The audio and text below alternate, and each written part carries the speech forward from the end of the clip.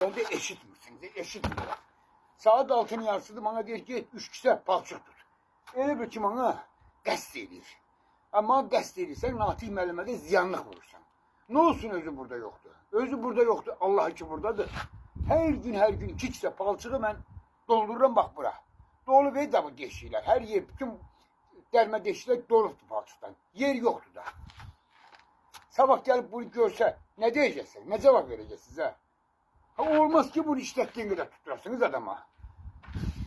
Ben de işten tez çıkıp palçık taşıyacağım yarım saat. Ben de çıkıp tez cehennem olum dedim de adamda bir insaf olur, adam bir niye ziyanlık vurursunuz yakın, neye göre ziyanlık vurursunuz? Size bir pisliği geçirdi. Doğrultu, doğrultu. Doğrultu her taraf, yer yoktu da. Yer doğrultu. Doğrultu.